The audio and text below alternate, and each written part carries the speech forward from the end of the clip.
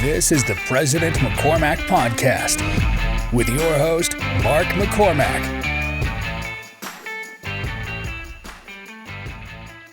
First time in a podcast studio in general, so. This is your first pod?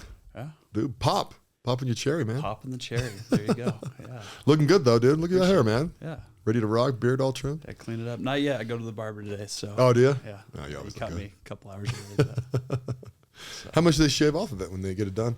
It depends. It'll just be a trim right now. So it'll look 90% like it does now, just a little bit more cleaned up. But cool. I definitely have grown it out further. When you first met me, Yeah. had the big long beard. Yeah, I was going to say you had a bigger, much bigger beard. I can't do it. Dude, I get past like an inch and I hate it. It's Beard ugly oil. for me. Plug beard oil. Oleo beard oil. Oh, dude, I should give you all mine. I have so much of it. Dude, it's game changer. That's Is the it? only way I can get through that itch. But I've also held it since I could grow at 16, 17. I've always had something. I shave it like once or twice a year just to remind myself what I look like, and haven't been able to keep it off yet. But Well, let me tell you someone who looks wildly different. okay. It's Dan Swiss. Oh, 100%. Dude, I see him without a beard. I'm always like, I don't even know why, because it's obviously Dan, because like his eyes are very distinct and stuff, right? Yeah. I always double take him, like, is that Dan? Well, He that just like was- smiles and I'm like, Dan. Did you know him before what? Okay, me neither. So the first time I met him was, I believe, in Moab. Yeah. And he had the really long beard. He was doing that competition thing, and I was not doing competition, but I had the big long beard. And then it was the B1 event that he shaved it and unrecognizable. Yeah. And I get that sometimes too. Do you? I usually go from beard to mustache just because I'm like, I already did it, grow it out. Yeah, I was gonna say, I think I remember you had a mustache. A couple times. Yeah. So Spain, obviously, but then a few other times I'll just Bro, how much fun? typically it's like 2 a.m. I'm like, I'm just done with this thing. Yeah. Laying in bed and I just wake up and shave it. Wake up with a really dirty mustache. I should shave mine actually, because I'm skinnier now, so my face isn't as fat. You're looking good. Sometimes the beard covers up your, at least you think it does, covers up your chunkiness. I call it a man makeup. Exactly, yeah. Yeah, a socially acceptable man makeup. I like Yeah, that. there you go. So, dude, are you coming to the couples ludus? Yeah, flying Good. solo. Me and Fadi are bunked up, so Good. yeah, Yeah. it'll be good. It's not like you can't learn something while you're there. I definitely will. We're only doing, I don't know, I bet it's only 8 hours worth of Probably training it's a or quick whatever you want to trip. call it. Yeah. It's a quick trip. I'm sure we'll get into it later, but it's kind of a lot of full circle moments recently. Jimmy took us on a cruise, on the same exact cruise when I graduated high school. So Oh, really? kind of excited 12 years later. And So is this cruise gonna be full of a bunch of like college kids that are getting away for the weekend? hopefully. Feels like it. I was gonna say that's another thing actually, right? You single guys, you're insane if you don't freaking come on a little carnival cruise. Do you have braces, by the way? Did I have braces? Do you have braces? No. Oh, there you go. Oh, I was like seeing like a weird light across them. I'm like, Just the hair maybe glistening. yeah. Yeah, once upon a time. That's another story. Yeah. Braces saved my teeth once upon a time, but Oh, good. Yeah. So let's talk about your love life, because I'm sure you're super comfortable talking about that. yeah. Do you have you had a girlfriend recently? 3.5 years. And you broke up? Just split, yeah, Why? recently. That's funny you bring that up. That was the one subject where I was like, hey, I don't know if I want to go deep into this. And of course, it's the first one we're going to crack open. I don't even know why. I just felt like talking about it. I've had a lot of growth in the last few years. The kicker with that relationship is I didn't have a lot of growth. I mean, I did in a way, but I grew a lot with her. And I'm finding who I am, I guess, right now. So, this is kind of a philosophical type conversation in this setting. And for her and I, it was just, she had been in relationships before. She'd had experience with her. Everything was kind of new. And I think it just finally caught up to us that we kind of grew apart, just realizing now wasn't the right time. Yeah. So in reality, that was it. It was just... That's kind of cool, actually, right? Because it's like it's actually a really mature choice, it sounds like, right? Did you kind of just talk about it and just be like... Oh, it was over the This ain't course it, of or- like 8-9 months. Oh, well, okay. Yeah, so we split and then lived together for 4 or 5 months after, just because we split just before the holidays. And we're like, hey, no reason to move during Christmas, and then end up sticking out the lease up until April 1st, so fairly recently. And it was cordial, supportive. She she was my best friend. Still, I think of her as my best friend. So I tell the story to many people and they're like, wait, what? And so for me, you know, a lot of credit to the group. Melissa specifically, I worked one-on-one with her. And then a lot of kudos to her, my partner, for how she handled it and kind of her maturity level. Because for me, best way we could have walked away. But definitely still fresh and still stings, even though it's been since November. Just recently, you know, we lived together for 3 years. Yeah, it was pretty final recently. Yeah, so I'm kind of in limbo in a sense right now in a lot of ways, but focusing on me. So what's your mindset with that? Are you like, I need to go date? I'm free to date? Do you feel like you need to grieve it? Like, not to lead you. Yeah, no, I get you. The grieving thing, I feel like, you know, because we did kind of like split over the course of a few months. So I've gone through the grieving process, and then where we lived together, you know, I feel like I grieved the relationship, but I haven't necessarily grieved. I don't know if that word is, but the partnership, the friendship, the companionship, that part I'm still kind of figuring out. Yeah.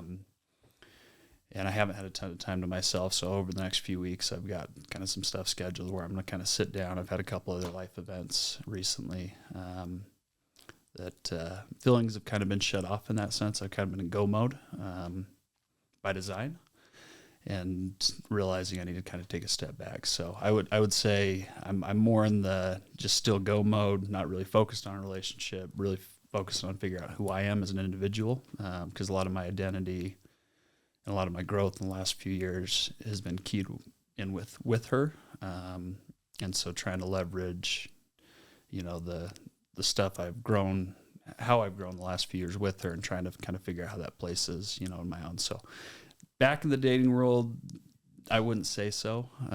More so just kind of, you know, looking internal and diving in there, and then letting that come as it does. So, yeah. That's cool. Appreciate it. Yeah.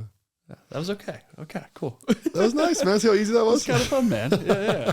This is awesome. Okay. Yeah, it's fun to be on a podcast, right? You just be vulnerable if you want. You could also be like, pass. I'll be like, all right, next question. Yeah, we're learning as we go. So when you were thinking about coming to the podcast, what were you thinking about talking about? It's funny you bring that up.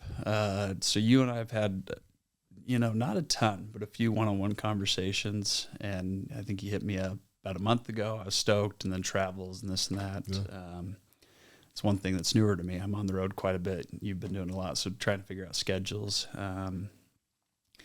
So I was like, hey, what should I research or what should I look into? And you're like, hey, just show up. It's about you. And so I kind of sat with that. I'm like, went to go read the notebooks I had and all that. I'm like, I'm just going to show up and just have a conversation with Mark. Good. So that was it. And then talked to a couple of people, and they're just like, hey, let the interviewer lead and just, you know, just be here. So didn't come into this with a ton of background or thoughts. Just kind of wanted to have a conversation with you and kind of see where the conversation goes. Oh, cool. Yeah.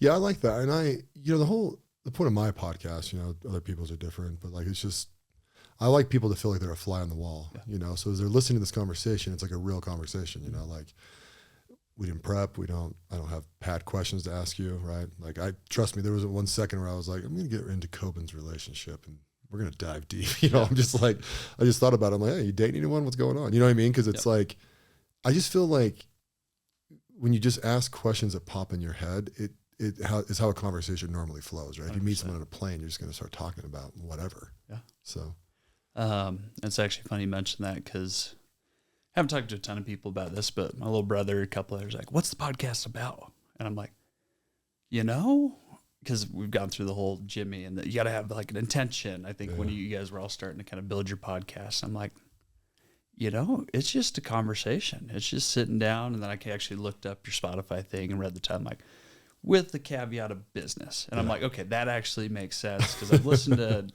honestly, I've probably listened to less than 100 podcasts total. Yeah. But with kind of Hugh and the group, I've listened to probably 24 years. Yeah. And that's the vibe. It's just more personal, conversational, little tidbits of business. And so that was the flow. And that's once I read that, I was like, okay, I just kind of sat back. I listened to a couple of them. Connor Dillon, such a stud. Oh, did you? So yeah, Connor's this morning at the gym. Yeah. Just because he's so buttoned up, and you know, this is his world. So I was like, that's one I'm going to pick. And then, you know, but yeah, just conversational. So it didn't really come in with a whole lot of intention, other than Wasn't sure on the relationship one, so you just, sense that and knock that one out the gate. Good. So. Get that out of the way. I love that. Yeah. So let me ask you this, a selfish question. Okay. So the evolution of you knowing me from the day you met me to now, what do you think? Oh, man. Dude, that's such a wild question, because the last 2 years have just been,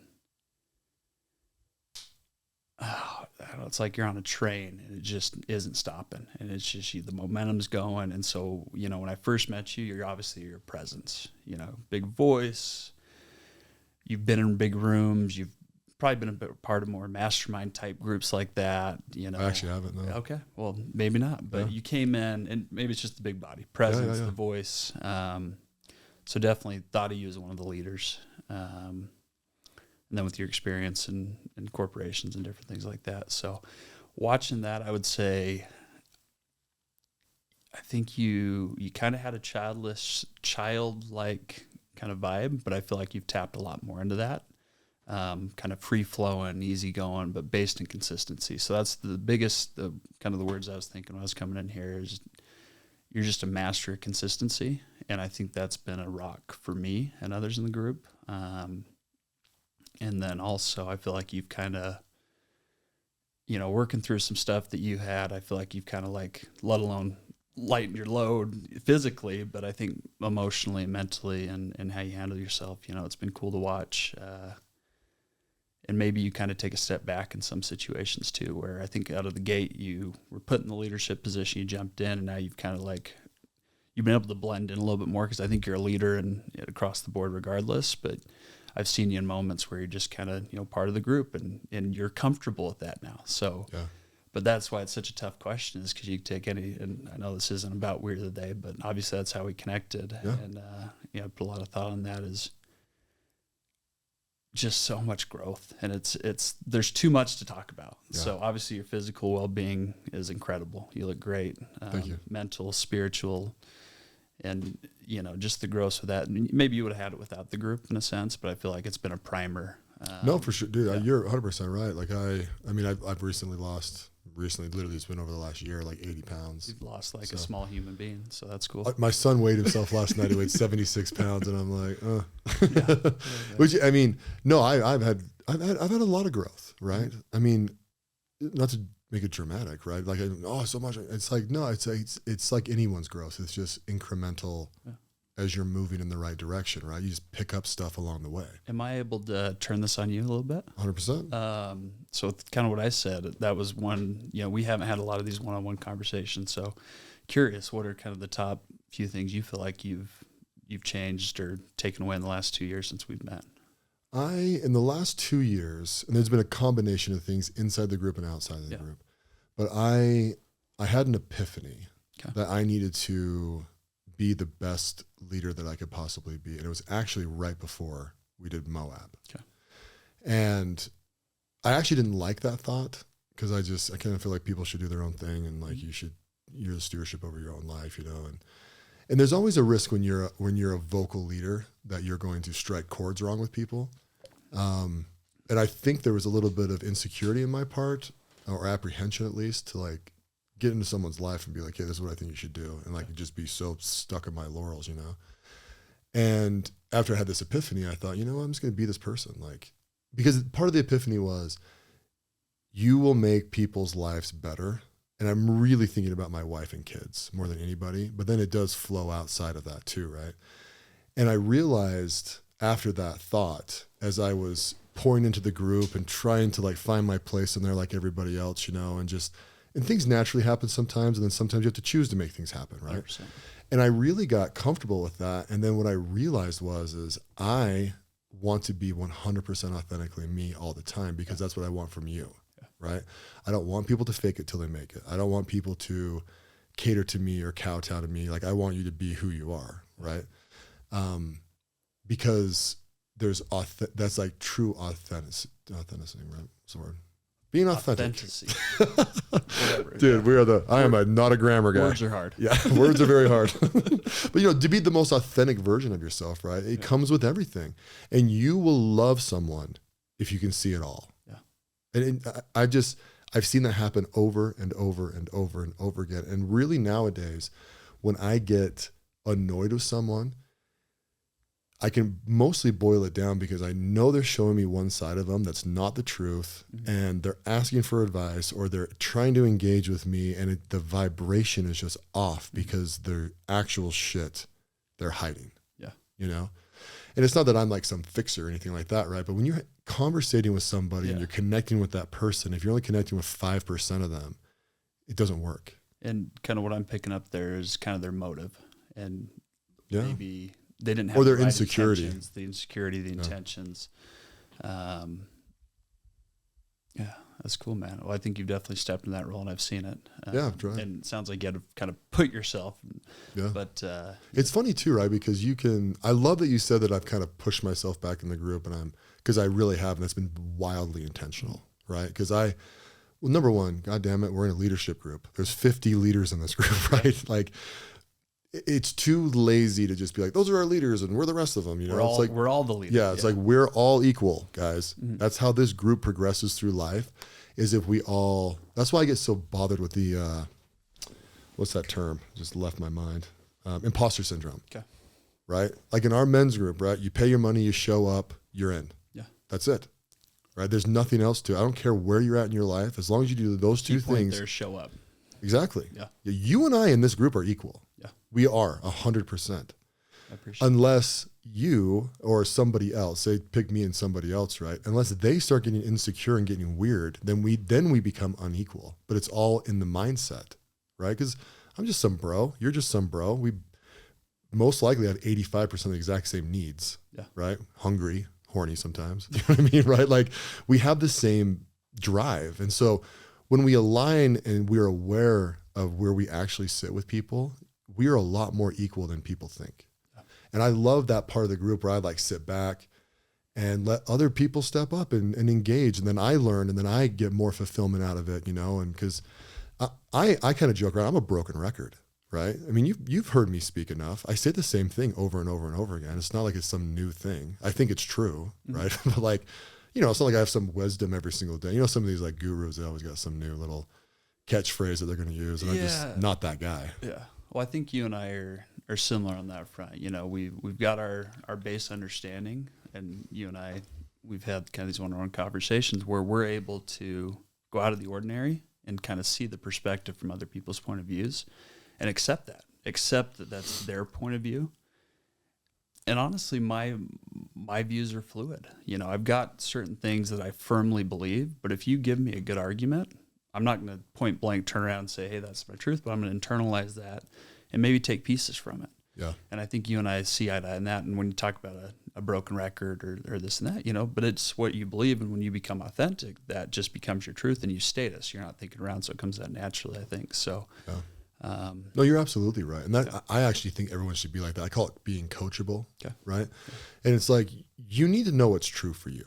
Yeah. Right. You need to know how karma works, like gravity. You know what I mean? Like there's some universal truths that you need to kind of accept. Mm-hmm. And then outside of that, right, it's really opinionated things. Like, well, I think this is the best path, or this is the best path, and this is what I'm going to do. And, you know, but if someone gives you enough evidence to change your mind, you have the responsibility to change. Yeah. That's where pivoting comes in. Yep. You know, it's kind of like life. I mean, can you imagine locking in all your truth at like 14 years old and never changing?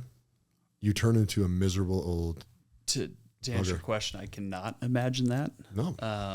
I think there are certain people in this world that is what they do, and that's how they've lived life, and they finish that, and it's maybe the right thing for them. For me, it's not.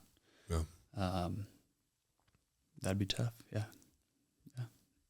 Wow. I couldn't imagine that. It's a long life, a lot of experiences.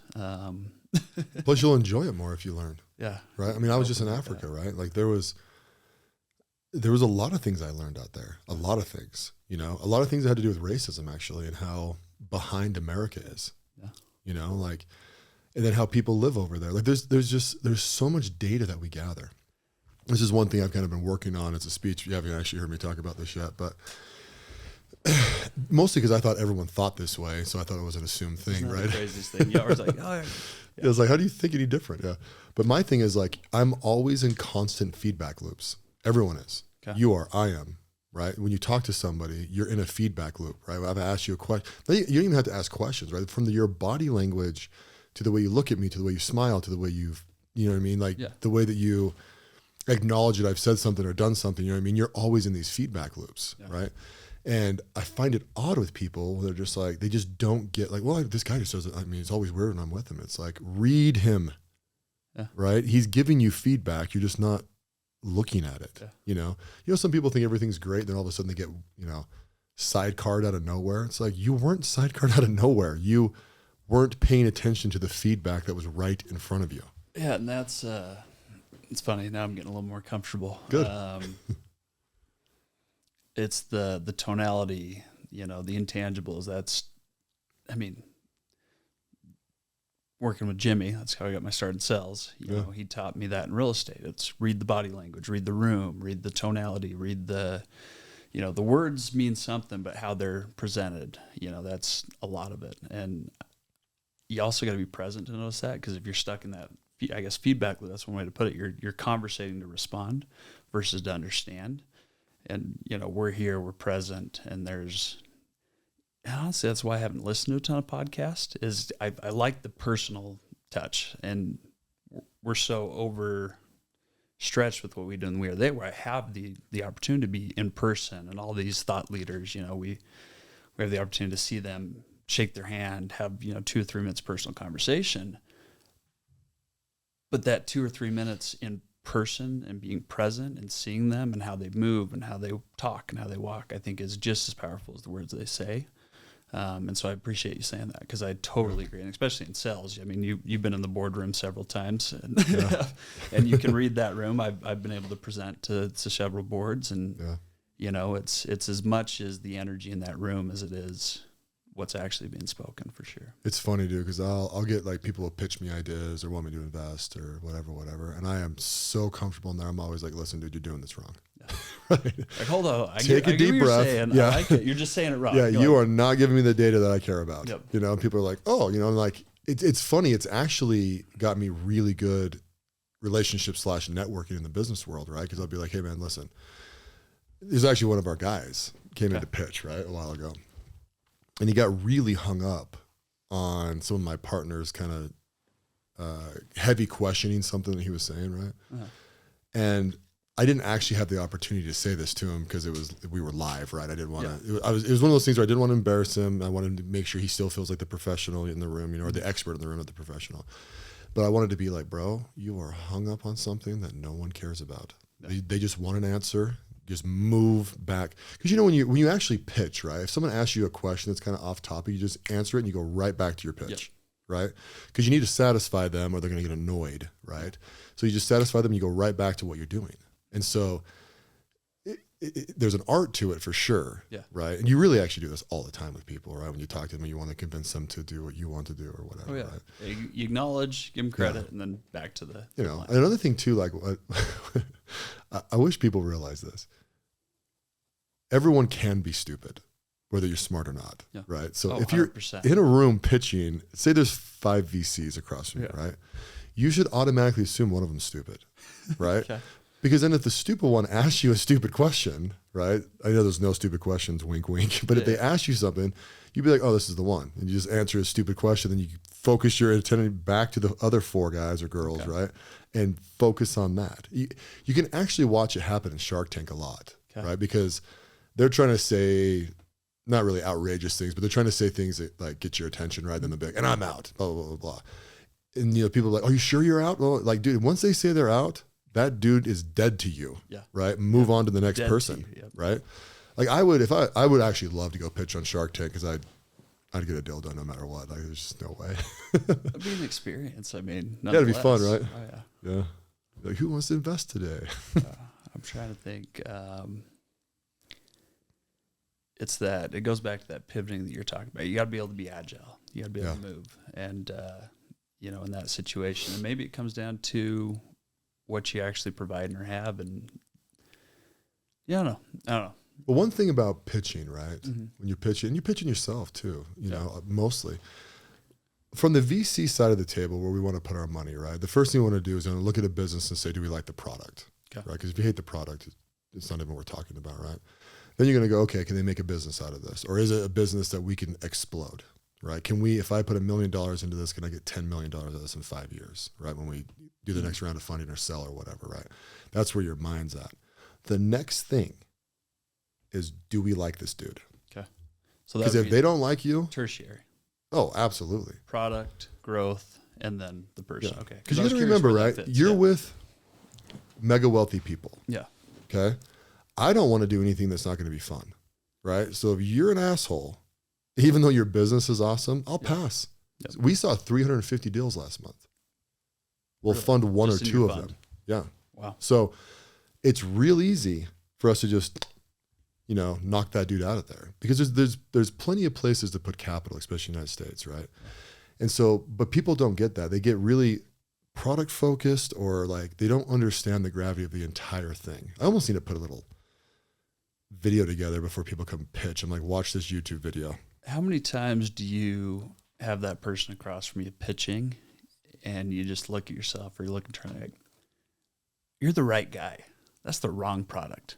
Does that ever happen where you're like, they're just not in the right setting, but you can tell they've got that, but maybe in the buddy that pitched you, maybe it's, he's passionate about it. Do you ever get those people where you're like, you're doing actually, I haven't thought that in the moment, just being purely honest, but as I'm going through a few of them in my head right now, yes, that would apply for sure. Yeah. I guess the thought there was, how many times did you buy because I've watched Shark Tank a few times, and they're just like, we believe in you. Yeah. And so has there ever been that situation where you've plucked that person and plugged them into your system? No, because I guess you're a little just bit because world. they have to bring the full package to us in that setting. Yeah. Okay. Because it's a lot more work for me to be like, hey dude, your product sucks, but we like you, so go figure out a different product and bring it back. Once they're at that level, they're kind of locked in, so it's a whole package. And that's another thing too, right? A lot of people, they put a few $100,000, if not $1 million of their own money into something, and they're trying to make it work, right? So then they're coming to you for like either seed round or A round funding, and so you're like, they're pretty pot committed. But no, absolutely. No, there's guys that like, I can think of a guy right now. He's probably one of the hardest workers I've ever seen, and he works basically 2 jobs, and he's got a family, and I'm just like, I don't know how you do this, man. Like, well, I know how you do it because I've been there. I just did it in my 20s. Yeah. And so I'm like, dang, I'd love to back you, but like, not that he's raising money or anything, but like, no, because when you invest in a company like that, right, you need to know that the guy in charge, or the guys in charge, or the people in charge, right? It's not a gender thing. That they will not quit. Okay. Right. Because you're going to give them your money. Right. And so, your money / the investor's money. So you have your own money. So in my fund, 10% of the money's us every single time. And then we raise the rest of it to do more and more deals. Yeah. Right. And so it kind of diversifies you over the whatever. But you really need to, you just want to know that like, if it gets hard, the guy's gonna be like, oh, sorry, I'm out. Right. You want them to be like, I don't care what this takes. I'm going to kill a beast before I would rather die before I'm going to let this deal die. Right. Those are the guys you can really, really get behind.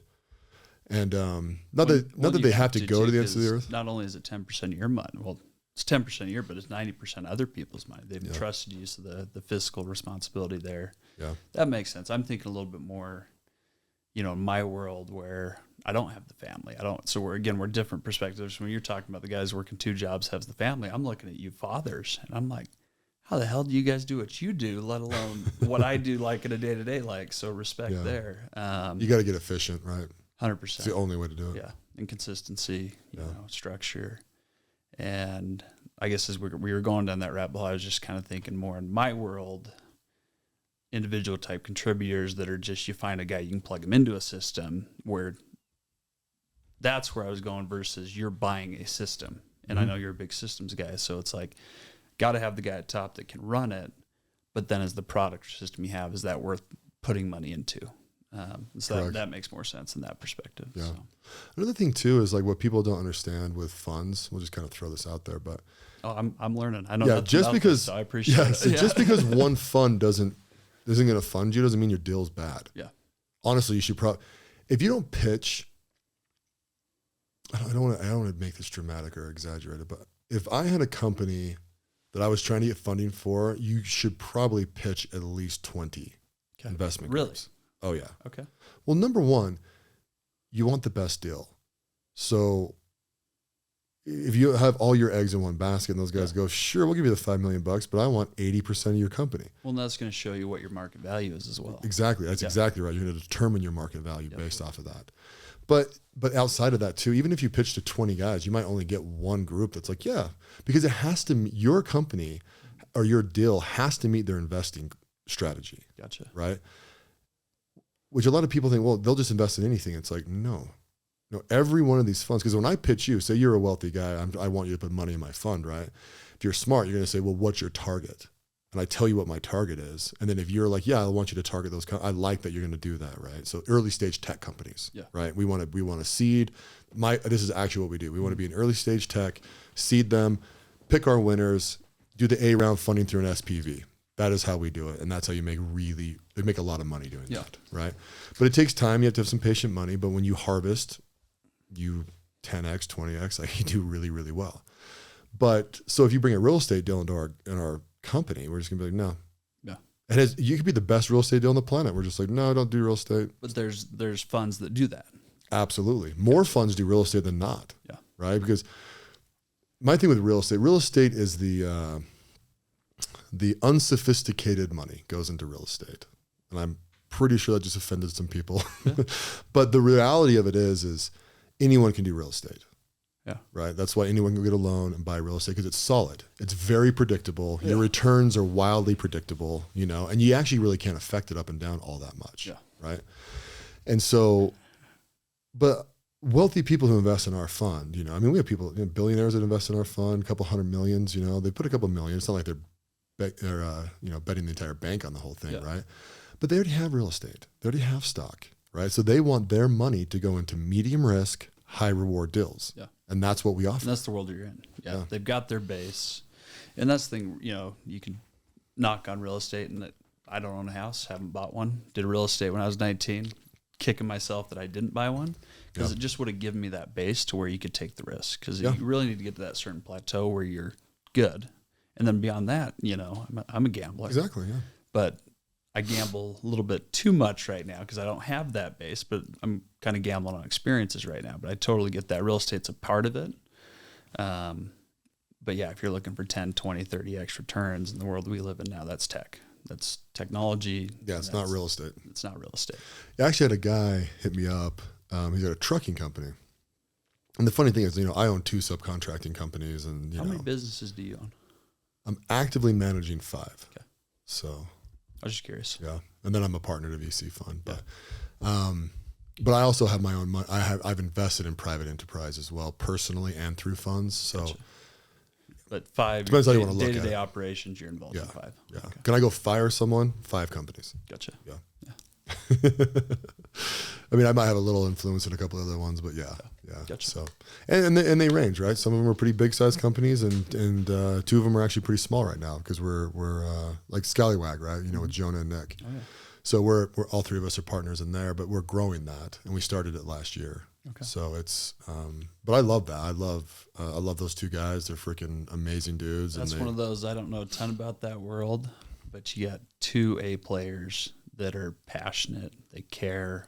Yeah. So I can see how that's kind of when you talk about the real estate fund, you see 350 real estate is your fund, VC fund. Real estate's, you probably have a couple real estate in there somewhere. Who, me? The VC fund, like anything, or no? In our fund, no real estate. No real estate, period. Mm-hmm. Okay. So I was just thinking, as far as your consistency. That doesn't mean, by the way, that doesn't mean that we wouldn't open a fund and do real estate. We've been kicking that idea around. It's just a totally separate fund. Okay. Yeah. But as far as Jonah and Nick go, just 2 great dudes. Yeah. And it's kind of funny too, right? When you look at the structure of funds, right? Like we start our first one, right? So we've done a bunch of what's called SPVs. That's where we do. What does that stand for? Special purpose vehicle. Okay. So we've raised money. So say we put $8 million into this or $15 million into this. We go to our investors and raise special for that one deal, okay. Right? Now we're closing on May 31st, we actually close our first $50 million general fund, okay. Right? And then that general fund will go put $500,000, million, 250,000. We're going to seed all over the place, right? Okay. And then from those companies, the ones that do well, then we will do SVPs on the winners, okay. right? So, if you seed a company pretty well, you're going to get like a 20x, 10, 20, 30. I mean, it's all over the place, right? You're looking 3-year in and out, right? On seed, seed's probably 24 months to 36 months before they need their the next round of funds, and that would be your A round, right? Okay. So then when we do the seed round, we take first right of refusal so that we can do the A round completely if we want to. Okay. So normally you might give 500,000 in a seed round, right? So seed's fresh. Then fresh company. Yeah, right. Well, doesn't matter how old the company is. It's just the first time they've taken funding. Okay. So you seed into them, right? Bootstrapped. Yeah. And now they're looking to expand. And where we're at, they're normally pre-revenue, right? So they're not pre-revenue, but they might not be profitable yet. Okay. Right. And so you kind of look at different things. But we just seeded another company the other day. I think they're doing 65 million in rev. Okay. So they're big. But you're probably 10 times the next round, right? So if you do your A round, you're probably $5 million, maybe 20x. So you'd be like another $10 million the next time you do funding, right? Because it's all about that growth waterfall going up. And that's kind of, I'm sure there's a structure to it. You've done the schooling, you've also done the in-person stuff where you seed 20, you expect 2 or 3 to go to an A round, something like that. Is that you kind of like? Yeah, I personally expect out of 20 that we seed, I would expect 5 to 8 of them. Okay. So. Is that industry standard or is that more for your fund? I don't really know what industry standard is on that. People talk about it and because it's private. Yeah. Right. So our fund would actually have to disclose that. Okay. And you do, right? Like you disclose to your investors, because we're going to say, hey, these are the ones we invested in, right? Then over the next 2 years, like this one died, this one's alive, blah, blah, blah. But the deals that we're seeing over at Tandem, I would expect 20 to 25% of them to go. And another thing too is, right, just because you seed something doesn't mean you lose all your money. Mm-hmm. Sometimes it just doesn't pop. Yeah. Right. So your value probably either stays stagnant. Maybe 2x over 3 years. You just decide, hey, we'll take our money. Yeah. Or even it didn't move at all. Yeah. So say you put $500,000 in 2 years, it's still worth $500,000. It's just the company didn't work or the verticals didn't happen or who knows, right? There's a million things that can happen to a business. Gotcha. So you don't always lose all that money because you might be able to pull it back out, right? And sometimes the way you invest, sometimes you do debt and then you do like an equity conversion or something like that down the road if you want. Right. Or take those options. Look forward to having this conversation in 3 to 5 years. Once about that world. So kind of go over my head, but I appreciate it. And that's the cool thing about, us. We can relate on a lot of stuff. Well, you got to jump on my investing call. You'd love it. I've been on it quite a few times. Have you? The last 2 months has just been just so busy. I've been traveling a bunch, but I've been on that several times. I've had some input here and there. Good. Yeah. I'm a gambler by nature. I'd like to say I'm addicted to everything. Gambling's one of them. I've downloaded Coinbase a couple times and it turned into a roulette wheel in about 48 hours. So for me, honestly, the first step I've taken is I've got a money guy. It's pulling my money. It's not making a ton. I'm trying to hide it so I can get into stuff like that. Because as of right now, if I see it, I spend it in a lot of senses. And that's kind of the knowledge I've got on that investment call is, you got to start somewhere. And that's where I've started in small parts. But I'm not ready to kind of dive super deep in. I need to go with the consistent stuff. But I don't know. Yeah. That's a whole nother adventure. But that is definitely super beneficial and some knowledgeable guys on there. What you guys talk about. We've had some good ones. On the next one, I'm going to get my attorney, who's my mentor, right? Okay. He's only a couple of years older than me, great guy, but I'm trying to get him on to come and talk about estate planning and wills and trusts and how they all work and what they really are is asset protection. Mm-hmm. And so our last call, we talked about small business and people were bringing up their small business. Like Jeremy Macy talked a lot, like we were talking about his business and I think Chris Warnick was speaking as well. And it was really more just an advice on small business stuff, like how to invest, how much to put into your business versus not, all this kind of cool stuff. So then estate planning got brought up and we kind of started going into it. And the problem with estate planning is there's a lot of laws and regulations inside of it, right? And so I was like, okay, guys, listen, I got to give the disclaimer now. Like, this is not legal advice. But at the same time, I'm going to say what I know. And then next month, I'm going to bring on an attorney that will actually just answer any question you guys want. Well, and that's the cool thing about that investing. I was more involved probably Q2, Q3 last year. I was watching it pretty heavily. And it was kind of ebbs and flows, but it was really people talking about their experience and kind of the stuff they've gone through and how they built, but then from week to week, you had a topic that came up and you just kind of roll with it. As recently as the last couple of weeks, I've seen a couple of people plug a couple different things. You're like, hey, let's give you 15 minutes to present on that. So it's more of it ebbs and flows, and there's no real agenda there. It's just kind of an open forum. Yeah. Which again, you got to do the caveat, because I think you're in a position now where you're part of the VC. You're not you just got to protect yourself.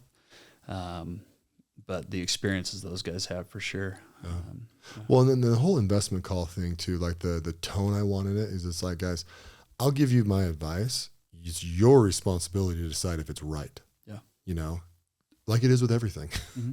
And so I think people, it's too easy to grab an authority figure and say, well, he told me to do this and it didn't work, and I blame him. Well, it's like, no, you need to figure out why it didn't work, and you need to blame yourself because you're the one that chose to do it. Yeah. Right.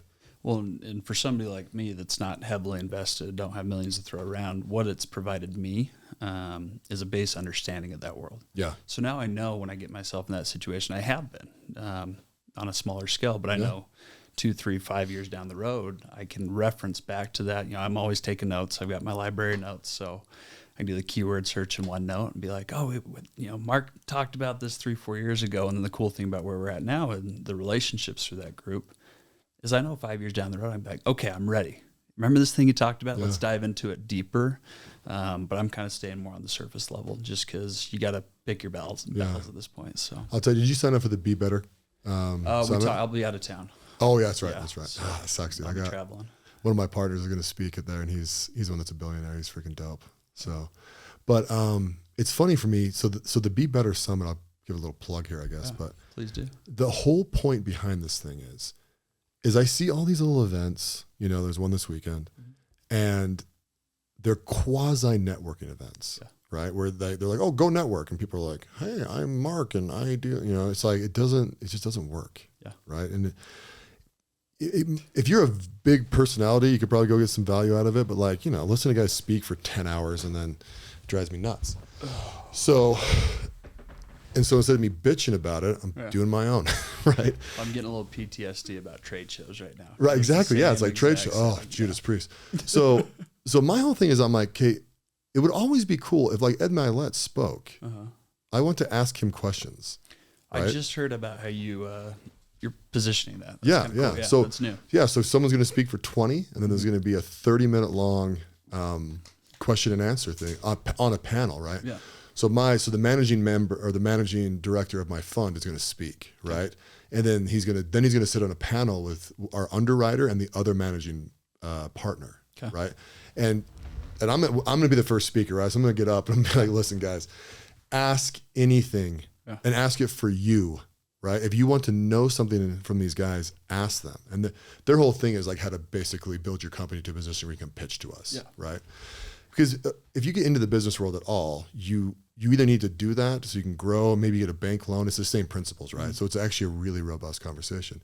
But I'm going to stand up at the beginning of this and be, guys, listen, I have a financial position in every single person that is going to speak to here tonight. Yes, I want you to invest in my fund. Yes, I want you to buy alcohol from Free Flow Brands. Yes, I want you to do Scallywag Media. I benefit financially from all of this. That's why you're here. Okay. Now, the trade-off is I have built this thing up so that you guys get a ton of value out of this. Mm-hmm. Also, it's up to you if you go and talk to any of these guys. Now, you gotta be an accredited investor to put money in our VC fund, right? We really want about $1 million minimum out of everybody. Yeah. And so most people in that room are not going to be in that position, but they might be in 5 years. 100%. They might be in 10 years. Mm-hmm. And so this is really a long game for me where I'm going to do 6 of these a year, and I'm just going to keep on bringing in good speakers and different things that pour into people. And then at the end of it, there's a networking event, right? Okay. So my Free Flow Brands company will be doing an open bar, and we're going to be showing off the alcohol brands that we rep for people. We're up to 4 or 5 now, right? Yeah, more than that now. Yeah, still growing. Yeah, nice. Yeah. Honestly, in 3 years, 4 years from now, I'll probably be repping 200 brands. Nice, right? And then, but if you're someone that's like, I really wish I was in that world, come talk to us. Yeah. Go talk to my partners. Right? Go ask the sales process. Don't be scared. Like get in there and ask what's going on, even if it's just to learn it. Yeah. Right.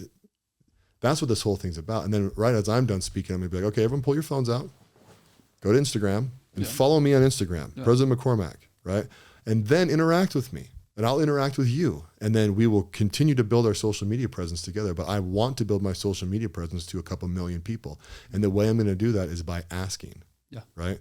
And then I'm going to get the hell off the stage because I'm only going to speak for 15 minutes, right? And then Jimmy gets up and he's going to speak about why we're in this building, because we're hosting his building. He's going to be like, I started this group. This is what it's done. Every single person is in here because of this group. Yeah. That is why we're here. And if it helps you, this is what we teach, blah, blah, blah, blah. And then he's going to talk about the entrepreneur to CEO arc. Okay. That's what I've asked him to speak about. And which is a very important thing for people to understand, right? That is because people think that they want to be an entrepreneur their whole life. You do not. You want to be an entrepreneur for about 3 years, right? And then build those businesses and then move into either CEO or hire the CEO and then you stay founder or vice versa, right? Mm-hmm. That's like the whole point. But I want these events to be wildly collaborative. Like I want people to be hitting me up after being like, dude, that was so dope to meet David. That was so dope to meet Alex. Like, yeah, that speech, I took a lot from that. And I'm in this position with my business and these 3 things that were talked about there, I can apply to those things tomorrow and boom. Like that's going to make me literally feel joy. Okay. Right? I'll be like, oh, good. People are getting this thing that's actually providing value. But I hate the situations where people pretend that they're not pitching you. Mm-hmm. Right? I just want to be like, I'm pitching you. That's why you're here. It's why it was free. Call a spade a right? spade. Also, it's why all these other people are here. Mm-hmm. Right? You know what I mean? Like Michael's speaking, McHenry. And we're dropping the new downtown location, which I'm an investor in. I will be here real soon. It's got to get the contracts and wire the money. But it's happening, right? Like I'm wildly excited. I want to support him. Plus, I own half of his spirits brand in there. We co-own that together. And I want him to, and he's going to talk about that. He's going to talk about the way we put these deals together and why it benefits him and why it benefits me and why it benefits you. And you know what I mean? And why he's in restaurants to begin with. Like, dude, if it gets 50% of what I think it could, people should be very, very happy. Well, I think your intention going into it is great. I think that's kind of the magic with We Are the Day and then everything else. It's kind of like, hey, this is what you're getting. Show up and you're going to get it. And be honest about what you're there for. And I think that's where, when I talk about trade shows, in my world, in the technology space, a lot of people show up, they're there just to get on a vacation, and then they're there to, they got to walk around the tables for 3 hours, but they're not there for that. Yeah. And that's why I like those smaller, seminars or whatever kind of what you're running is where you show up, it's intentional. You get way more done in 4 hours than you do in 4 days because everybody's there. They know what they're doing. You network. And then, I don't know, that's just part of, we've got a big conference coming up in like 2 weeks and I do not want to go because that's it's not going to be beneficial because I guess I have exposure more to that interpersonal world through, the stuff that, what was the other one that McHenry and Hallen did? Oh, the Broactive. The Broact, like that, like it's cool, but it's intentional. You know what you're showing up for, and it's a sales pitch. Yeah. But you expect the sales pitch, and then you get the education behind it. Yeah. And I think and the true thing too is people need to not be scared of a sales pitch, right? Especially if you're being pitched by people like me, because I'm just going to inform you of the offering, and then you're going to say yay or nay, right? And if you say nay, we're done talking about it. Yeah. It's one of the funny things in venture, right? Is I'm so used to dealing with like ultra wealthy people. It's not a pitch because they want to put their money in funds and you're just telling them about your fund, the objectives, what we've done. These are the deals we're in. It's like procedural almost. Right. And they're not worried because I'm not worried because I know I'm not going to pressure them into putting money into the fund. It doesn't make any sense because then they'll hate it. What I want them to do is get excited about the fund, based on the merits of the fund, put their money into it, and then tell 50 of their friends how awesome it is. And then their 50 friends, I don't know, half of them will probably invest too. Yeah. That is how you do it at a high level, But I also want to talk to people like you, right? Yeah. That are in that crowd. I want to be like, hey, this is the path that I took, right? To become independently wealthy, whatever you want to call it, right? You can too. You're just at this stage. So as you're growing and building and growing your assets, right? Eventually one day you'll have enough money to be like, yeah, I want to put $100,000 into a fund, or I want to put into an SV or SBP or SPV. But if you don't know that now, when you get to there, you have no idea what to do. And then you're talking to your CPA and he's trying to direct you and he doesn't know what the hell, you know what I mean? So I can speak from experience. There's another part there that lands for me. It's not only you showing them your path, And I can put myself in my shoes 3 years ago. I had no direction. So I always thought, hey, one day I'm going to be wealthy. But I didn't know the steps from A to Z. I didn't know anything in between. I just saw Z, and I was at A, or C, or D, or E, or F. So what you're also providing is a roadmap for somebody that now you can say, I am going to be wealthy. But if I don't actually have a plan, I'm not going to get there. So what you're doing is you're providing them the roadmap for what they did. So now they can plug at the end. Now they've got the vision. So they're going to get there, whether it's quicker, you underestimate what you can do in, what is it?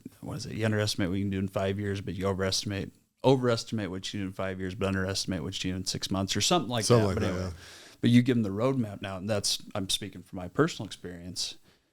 A lot of the growth I've had from the last 3 years is now seeing other people and knowing their stories and their experiences and how they got to Z, and give me some sort of direction. Because I could go to all these seminars and my intention could be, hey, I'm going to be wealthy, down the road. But then I could be sitting in that room 10 years later, where if I didn't have that experience where it was interpersonal and I didn't have that, roadmap, that I maybe wouldn't get there, or wouldn't get there as quickly, or shorten that time. I don't know. I think you know what I'm talking about. Yeah. Hopefully everybody else picks up on it, but yeah, absolutely. I will say you've done a pretty good job at putting us in a room one-on-one, because I just forgot about the cameras and all that. I was like, maybe everybody else is catching up to that. So anyway, hopefully that helps. Yeah, people will love this, man. They'll love hearing it because it's just a real conversation. Yeah. But it's funny you said that. We're actually at the end. Really? That's how fast this went, dude. An hour flies by, man. So I like some good advice at the end from my guests. Yeah. So hit me with your best shot. There's two that I've been kind of sitting on. But based on this conversation, and I'll circle it back with We Are the Day. I don't know if you remember in Moab. I was terrified that first night. Everybody's probably watched the documentary by now, so you do some exercises there. Once you're in my circle, I'm an open book, but I hold a lot of things in the chest. And in that room, I told everybody, I actually walked outside for about 30 minutes during one thing. I almost left. I came back in, I stood up in front of everybody, I said, I will show up. I'll be here. I'll be in the room. And so that is my biggest piece of advice. And I think it segues from the conversation we had, is there's all the content you intake, it's great, but being in the room, there's no substitution for that. So if you get the opportunity, or if you have to force your way in, be in the room, whether it's the conference, the experience, the podcast, because there's no substitute for that. Yeah, absolutely, man. That's it. Well, thanks for coming on, dude. It's been too long. Dude, I'm glad you're on. Holy cow. Thanks for the invite, man. Thanks for listening to the President McCormack Podcast, brought to you by McCormack Foundation, Saxton Fund, ADP Lemco, and Professional Floor Systems. Make sure you subscribe to the podcast and keep up with Mark on Instagram @President McCormack.